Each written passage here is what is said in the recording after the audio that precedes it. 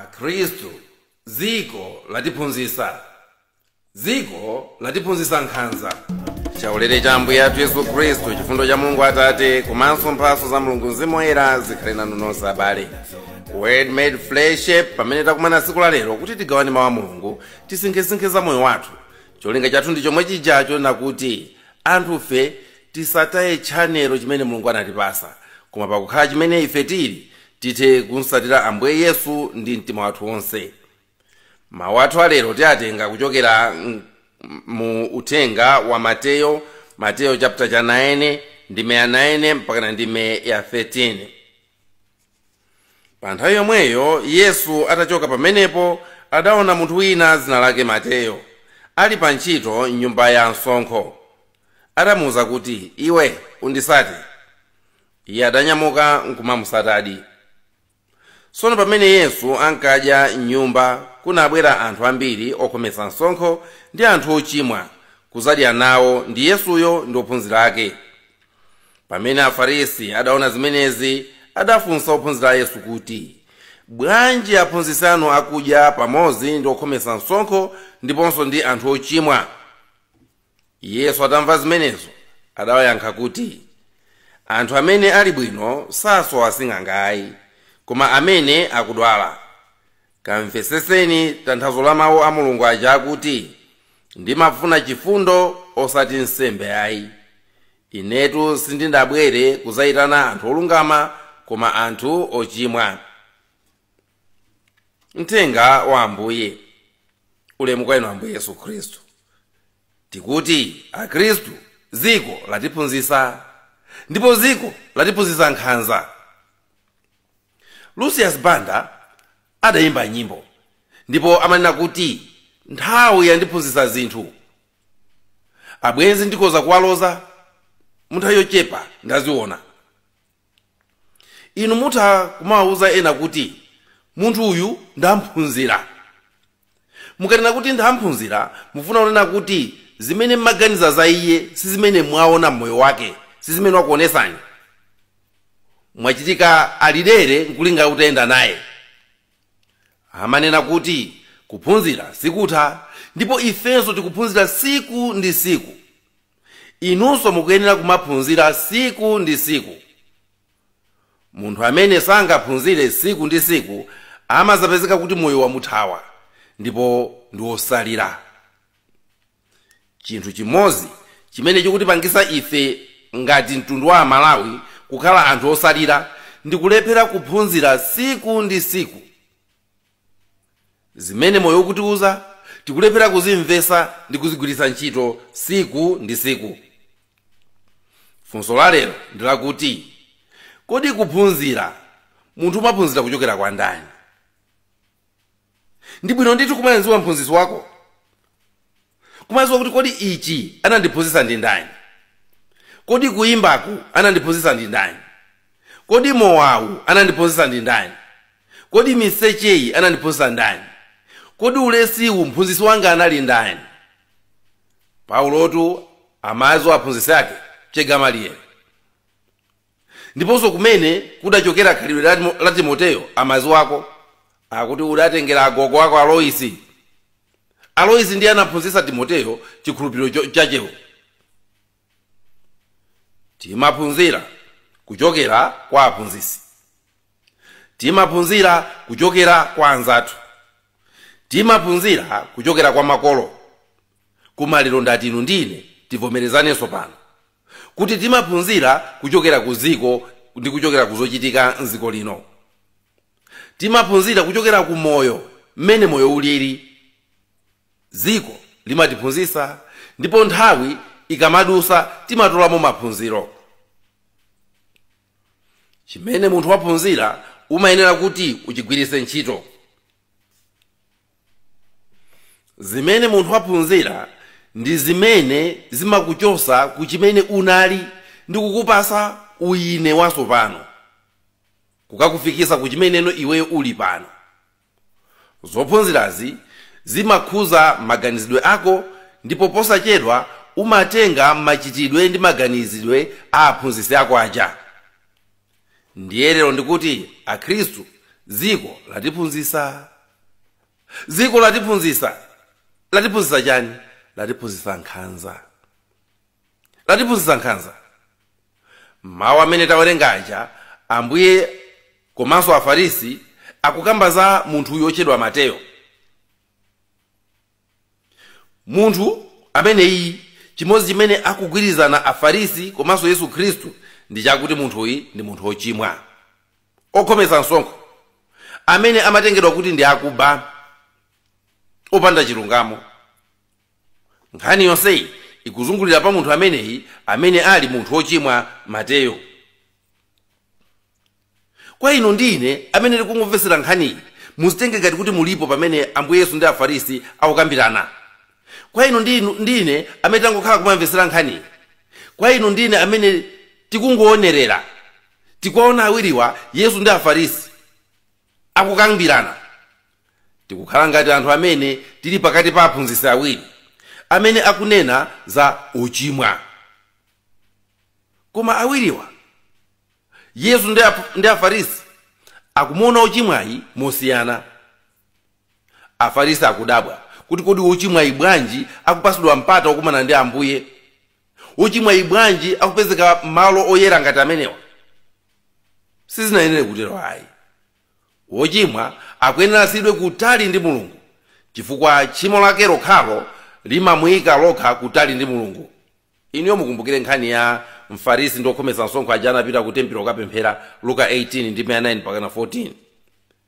Wokhometsa msonkho uja amene anali ochimwa anayima kutali, ndipo chifukwa cha tchimo lake limene amanyamula yero ndi limene limankanikisa kuti akhale pafupi ndi Mulungu. Tchimo limakudanisa ndi Mulungu, tchimo limakukhazika kutali ndi Mulungu. Komano kodi Ambuye pobwera sanabwera kuti aphe ululu wa tchimo umenewu? Kodi Ambuye pobwera sanabwera kuti alichosere tchimo kuthekera komutalikisa munthu ndi Mulungu wake? N'chifukwa chake m'malo mwathamangisa iye akunena kuti bwerani kwa ine inu nonse amene muli olema ndi othodwa, ndipo ndizakupasani mpumulo. Mateyo 11 ndi 28. Kuti ali mothodwa momo, mukuthodwa kwawo komweko, asamutalikire, amuyandikire, abwere kwa iye, ndipo iyeyo awapasa mpumulo. Ndipo kodi suja Paulo oyera amanena kuti zimene zidaonesa kuti Mulungu amatikonda ndi zakuti tidakali ochimwa choncho iye anatikonda. Aroma 5 ndi 8. Mulungu walichosera tchimo kuthekera kumulekanisa ochimwa ndi iye mwini ngati mlengi wake. Mulungu walichosa tchimo mbola yake imene imatha kufola ubale wake ndi ana ake ochimwa, mwakuti m'malo moti Mulungu aziwachosera chikondi chake ndi kuwapitikisa anthu ochimwawo, iye anayamba kuwafungata ndi kuwaonjezera chikondi. Aroma 5 ndi 20. Pamene tchimo linakula, chaulere cha Mulungu chinakula koposa. Sindiswa kukumbusani za bambo wa chikondi uja mu nkhani ya mwana olowerera, amene sadadikire kuti mwana uja akabe wakasamba kaye ayi, koma adamuthamangira ndi kumuhaga ndi zovala zake zonunkha zomwezo. Chikondi chopanda nseru. Aroma 8 ndi 39. Amafunsa kuti kodi ndi chani chimene chingatilekanise ndi chikondi cha Mulungu? Kodi ndi chani chimene chingampakise Mulungu kuti akafike mpaka poleka kutikonda? Ndi chani? Ndipo amayankhula kuti palibe. Maphunzitso onsewa amene ndawandandawa, amene ndaperekawa ndi a Ambuye Yesu okhuza anthu ochimwa. Pali zitsanzo zambiri za mmene Ambuye Yesu amatiphunzitsira za anthu ochimwa. Kodi ochimwa titani naye? Anatiuza kuti tikhale ndi khama la kumulankhula. Mateyo 18 ndi 15. Anatiuza kuti osamangomunena koma muchitepo kanthu pokamufunira ngakhale anthu oti amuyankhule, amuthandize. Anatiuza kuti tikakumana ndi ochimwa tisamugende miyala. Mukumbukire nkhanicha ya mwayi wogwidwa ndi chigololo. Ndipo kwa ife Akatolika zimenezi chisanzo chake timachipeza ngakhale mwa oyera ngati Monica amayi ake a Augustine, amene sanamtaye mwanawo amene anali mwana ofuntha ndi ochimwa. Mu mawu ake Ambuye Yesu anatiphunzitsa zoyenera kuchita ndi anthu ochimwa, ndipo mu zochita zake Yesu yemweyo anatiphunzitsa zoyenera kuchita ndi anthu ochimwa. Komano inu ndi ine ndati lero tiyang'ane moona mtima zimene ifeyo timapanga ndi abale athu ochimwa. Omwe aja amene ifeyo timawapempherera mu pemphero la kupempherera anthu onse, timanena kuti Mulungu Atate anthu onse muwachitire chisoni abale athu ochimwa mubwezo osochera. Timatero tikupemphera kwake. Komano ifeyo timatani nawo ochimwawo. Ifeyo tikakumana nawo ochimwawo, kodi timapanga zomwe zimene timanena mu pemphero lathuzo? Tikagwira wakuba timamutani. Tikagwira mfiti kuti ndege yake yathera mafuta pafupi ndi nyumba yathu timatani naye. Munthu akakusowesa mtendere, akamasowesa mtendere mu chipani chanu, kandi cha ndale kandi cha mumpingo, mmatani naye. Mubanja mwina wina wake wabowa muzopanga zake timatani naye. Mafunso onsewa mukawayankha mwachilungamo akuonesani nkhanza zimene Akhristu timawachitira abale athu ochimwa. Akuonesani nkhanza zimene anthu opemphera timawapangira abale athu ochimwa. Nkhanza zimene timawapangira akuba. Nkhanza zimene timawapangira azimayi amwano.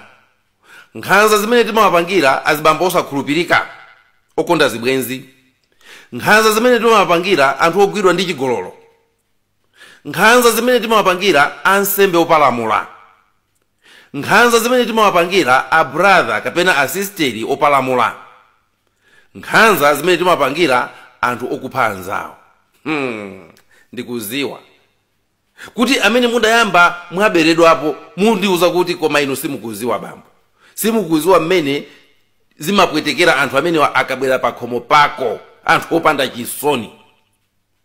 Ndikuziwa inu amene mudakumanapo ndi achifwamba mundiuza kuti komatu mungonena inuyo, mungonena. Anthu amene akabwera samakuona ngati munthu, amakupanga zina zake zingati kuti siwe munthu. Ndikuziwa inu amene m'bale wanu anaphedwapo mundiuza kuti bambo mungoyankhulatu inuyo, simukuziwa mwina sizinakuchitikireni. Ndikuziwa mundiuza kuti komatu inuyo mwina chifuna kuti simunakwatirepo, mwina chifuna kuti simuli pabanja, simukuziwa mmene zimapwetekera. Ndikuziwa kuti inu amene muli m'maudindo mundiuza kuti phanga iweyo tisukuziwayi chifukwa iweyo sunakhalepo pa mpando umenewu. Timakhala tikuteteza mbiri ya mpingo, timakhala tikuteteza mbiri ya Dziko, timakhala tikuteteza gulu lathu, timakhala tikuziteteza kumanyazi kapena kunyodola kwa anthu, timakhala tikupereka phunziro kwa anthu ena kuti asazapangeso. Mundiuza zimenezo. Ndakumvani ndipo zonsezo ndakumvani, ndipo ndizoona. Komabe ndafuna mundiyankhe funso ili. Kodi zimene mmachitira ochimwazo munaziphunzira kwa yani? Zimene mmapangira ochimwazo munaziphunzira kwa yani? Kodi zimene mmachitira opalamulawozo mphunzitsi wanu anali ndani amene anakuphunzitsani zimenezo? Ino ndi ine tikuziwa kuti Yesu ndiye amene tonsefe timanena kuti tikumutsatira. Tonsefe timati mphunzitsi wathu ndiye, ndipo timalondola mapazi ake. Komano maphunzitso ake ali apo, tikauyambano moyo, tikauyambano ulendo, timakakumana ndi zimene takumana nazo m'dziko muno. Ndipo Dziko limazasandukano mphunzitsi wathu kuchoka pa Ambuye Yesu paja. Zochitika m'dziko ndizo zimene zimasanduka na mlondola wathu komanso mulozo wathu. Uyu wanditukwana dzulo ndinamusiya, leronso ndiye Dziko limakuza kuti umbwezere asakuzolowere. Ndipo umaona kuti ukambwezera zagwira nditu wayamba kukuopa. Aha, ngakhale zasemphana ndi zimene Ambuye Yesu amanena, koma waona kuti utazipanga zagwira. Ndipo ukatero dziko lakuphunzitsa. Dziko lakuphunzitsa. Ukangana ndi junior wako kandi kuntchito kandi kuti, kapena apanga zina zake zosakusangalatsa kaya zokuderera, umuyankhula samva. Kenaka anthu amati akutola nituyo. Azingokupingapingani mwana ngati ameneyu. Pangani zoti zimusokonekere, pangani zoti kuti ntchito achoke. Kapena pangani zoti amve kuwawa akuziweni. Ukatero dziko lakuphunzitsa. Uzifunsa kunena kuti kodi phunziro limene ndikulitenga kuchokera kwa ndani? Zonse zimene akupanga andalewazi ndi maphunziro osati a Ambuye Yesu ayi, koma zimene dziko lidawaphunzitsa azimbuye yawo, zimene iwo akunkanasirana. Asaukiseni anthuwa mpamene muzatha kuwalamulira bwino. Amaneni chimanga kuti chitsako chikazayandikira muzapase ndi waja azakuyamikira ndi kutamandani kuti mwagawa chimanga.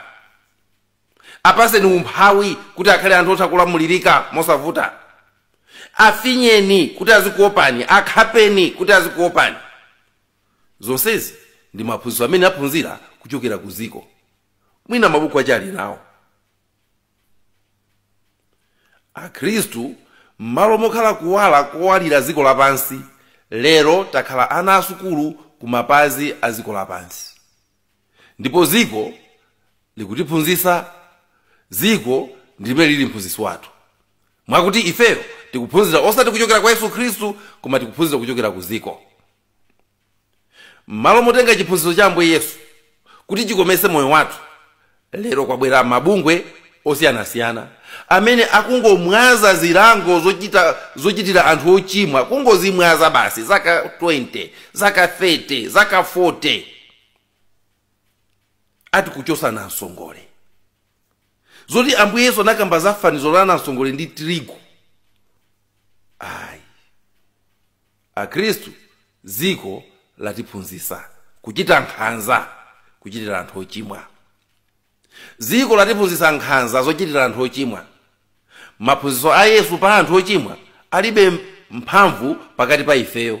Timaona ngati kuti izizi kuti zisatira za Ambuye Yesuzi, dziko siliyenda. Ndipo tonsefe timaweramira dziko kukagwa nkhani ya munthu ochimwa. Timazazindikirano ubwino wake wa maphunzitso a Ambuye Yesu zikazatembenuka tikukhala kunena kuti ochimwa yono ndiwe. Ndiye pamene umafunano anthu akanasatira zimene Yesu amaphunzitsa. Dziko latiphunzitsa nkhanza. Zochita za anthu zatiphunzitsa nkhanza. Mmene ochimwa amatipangira zatiphunzitsa lero mtima wobweza chipongwe. Dziko latiphunzitsa kubweza chipongwe ndithu. Poti ochimwa akamapanga zake amapanga zopsesa mtima. Akamapanga zake sayang'ana nkhope. Akamapanga zake amakhala ngati siwe munthu.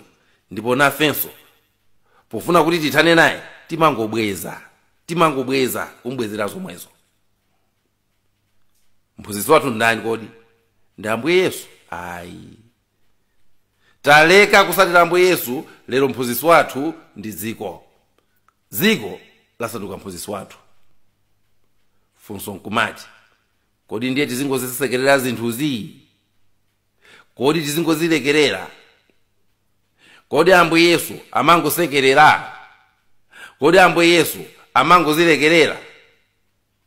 Mulungu amphamvu zonse tikuthokozani kuti simulekeza kutiunikira ife ananu, tipaseni mtima wopirira m'mayankho amene mumapereka ku mavuto amene timakumana nawo. Tithandizeni kuzindikira kuti pali njira za Chikhristu zothetherana ndi mavuto anthu ochimwa, kuti poteropo tonsefe tikhale kuti tikupita kucholinga chija chimene mwana wanu ananena, kuzakhale m'busa mmodzi ndi nsambi umodzi. Tupempha zonsezi m'dzina la Yesu Khristu yemweyo Ambuye athu. Amen. Ndakuthokozani abale, tiyeni kuchokera ngakhale kugulu la ochimwa amenewa tisatayepo ndi mmodzi yemwe mwa amene Ambuye anatipasa. Munali ndine Elizeo Nthalika. Dzina la Atate ndi la Mwana ndi la Mzimu Woyera. Amen.